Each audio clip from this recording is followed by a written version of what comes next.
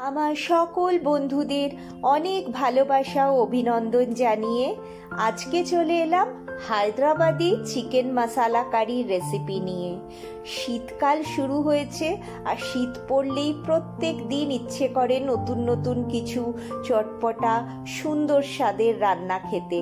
তাই ভাবলাম তোমাদের সাথে এই চিকেনের রেসিপিটা শেয়ার করি, যেটা তোমরা খুব ইজিলি কিন্তু দারুণ স্বাদের একটা চিকেন বাড়িতে বানিয়ে ফেলতে পারো।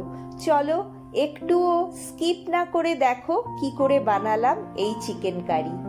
এর জন্য সবার আগে আমি চিকেন নিয়েছি, চিকেনটাকে ভালো করে ধুয়ে জল ঝরিয়ে নিয়েছিলাম। চিকেন নিয়েছি 500 গ্রাম, তারপরে নিলাম জিঞ্জার গার্লিক আর চিলি পেস্ট, আর দিলাম দই দিলাম, দিয়ে এবার এটাকে ম্যারিনেট করব। দিলাম কসুরি মেথি, আর দিলাম ধনে গুঁড়ো, কাশ্মীরি লাল লঙ্কার গুঁড়ো আর হলুদ গুঁড়ো। এগুলো সব দিয়ে ভালো করে চিকেনটাকে ম্যারিনেট করব। খুব ভালো করে যতক্ষণ চিকেনটাকে পারা যায় মশলার সাথে মাখাতে হবে।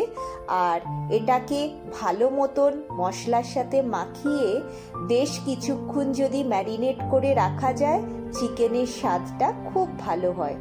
এই যে ম্যারিনেট হয়ে গেছে, এটাকে এখন মিনিমাম আমি 2 ঘন্টার জন্য রেখে দেব, ঢাকা দিয়ে রেখে দেব।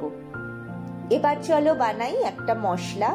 এর জন্য আমি নিয়েছি গোলমরিচ, ধনে, জিরে, লাল লঙ্কা, দারচিনি, স্টার অ্যানিস, লবঙ্গ, ছোট এলাচ, একটা জায়ত্রীর টুকরো আর একটা বড় এলাচ।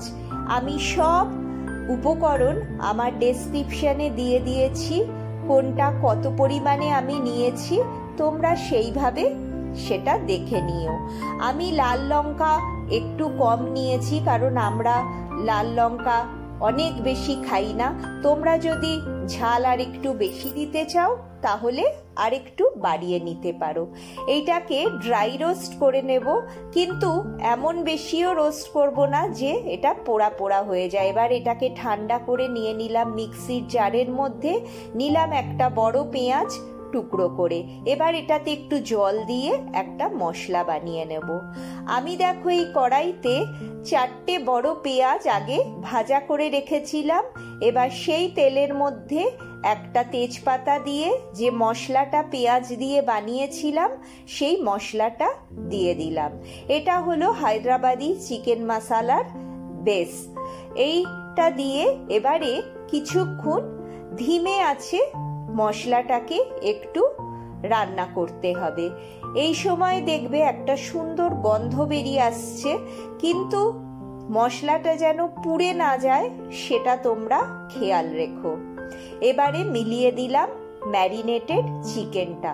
মশলাটা আমি 5-7 সেকেন্ড মতন ভাজা ভাজা করলাম, করে চিকেনটাকে মিলিয়ে দিলাম। এবার চিকেনের সাথে মশলাটাকে খুব ভালো করে আমি মেশাবো আর রান্না করব। তখন দরকার হলে তোমরা যদি আগুনের আঁচটাকে বাড়াও তাহলে সেটা খেয়াল রাখবে যেন চিকেন তলা না লেগে যায় বা পুড়ে না যায়। আমি মিডিয়াম টু হাই ফ্লেমে রান্না করেছি, কখনো কখনো লো টু মিডিয়াম ফ্লেমে রান্না করেছি।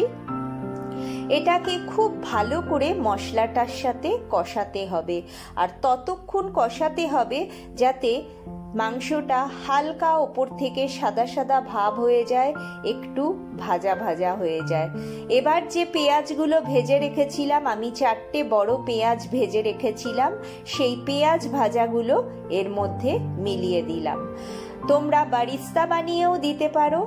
এই যে হায়দ্রাবাদি চিকেন মশালা, এটাতে ভাজা চিকেন পরে মেলালে তাতে রান্নার টেস্ট, গন্ধ, রং সব অন্যরকম হয়।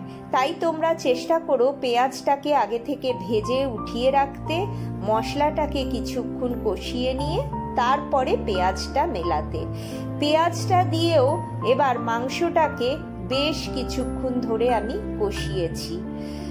মাংসটাকে ততক্ষণ ধরে কষাবো যতক্ষণ না মাংসের থেকে তেল ছেড়ে আসে।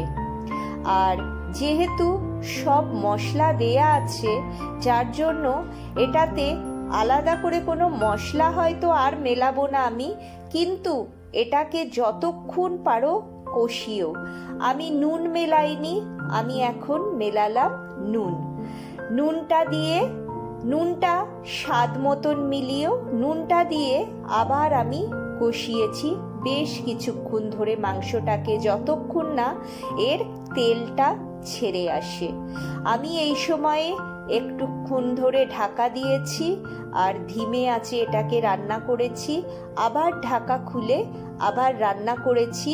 আর এই কষানোতেই মাংসের ভেতরে মশলাটা খুব ভালো মতন ঢুকেছে আর গন্ধে ঘর ম ম করছে, এত ভালো সুন্দর গন্ধ বের হয় এটাতে। এই রান্নাটা এইভাবে তোমরা করে রুটি, নান, তন্দুরি রুটি, পোলাও সব কিছুর সাথে বানাতে পারো। বাড়িতে কেউ হঠাৎ করে এলো, সেই সময়েও বানাতে পারো। এই দেখো আমি আবার ঢাকা দিচ্ছি আর কিছুক্ষণ ধরে রান্না করছি। আমি এইভাবে প্রায় 10 মিনিট মতন চিকেনটাকে কষিয়েছি। চিকেনটাকে যত কষাবে তত চিকেনের তেল ছেড়ে আসবে আর চিকেনের স্বাদটা ভালো হবে। আবার একটু ঢাকা দিয়ে আবার একটু কষিয়ে নিলাম, নিয়ে সুন্দর দেখো তেল ছেড়ে আসছে। এই সময় মিলিয়ে দেব কিছুটা ধনেপাতা। ধনেপাতা তো শীতকালে খুব ইজিলি অ্যাভেলেবেল হয়, আর ধনেপাতার গন্ধ তো একটা অন্যরকম স্বাদ এনে দেয় যে কোনো খাবারে। আর হায়দ্রাবাদি চিকেনে তুমি ধনেপাতাটা ভালো মতন মিলিও। এবার আমি যে বাটিতে চিকেনটা ম্যারিনেট করেছিলাম সেইটা ধুয়ে জল দিয়ে দিলাম। আমি চিকেনটাকে ঝোল বানাবো না, অনেক বেশি জল দেব না। আমি এটা গা মাখা হবে, আবার কিছুটা ঝোলও থাকবে, গ্রেভি থাকবে, সেই জন্য আমি হাফ বাটি মতন জল দিলাম। এবার ঢাকা দিয়ে আবার 15-20 মিনিট আমি ধিমে আঁচে মাংসটাকে সেদ্ধ করেছি। এবার দেখো আমি 15-20 মিনিট পরে গ্যাস অফ করে দিয়েছি। তখন তোমাদের খুলে দেখাচ্ছি, এই যে এত সুন্দর গন্ধ বের হয় এটার থেকে। আর এখন মিলিয়ে দিলাম আরো কিছুটা ধনেপাতা, আর বেশি কিছু মশলাও মেলাওনি, কিন্তু এটা খেতে দারুণ হয়। তোমাদের যদি এই রেসিপি ভালো লেগে থাকে প্লিজ আমার চ্যানেলটা শেয়ার, সাবস্ক্রাইব, লাইক করো, আমার পাশে থেকো। এখানে পাশে থাকা বেল আইকনটাকে প্রেস করো, আমার সহযোগিতা করো। সকলে খুব ভালো থেকো। আজকে এখানেই।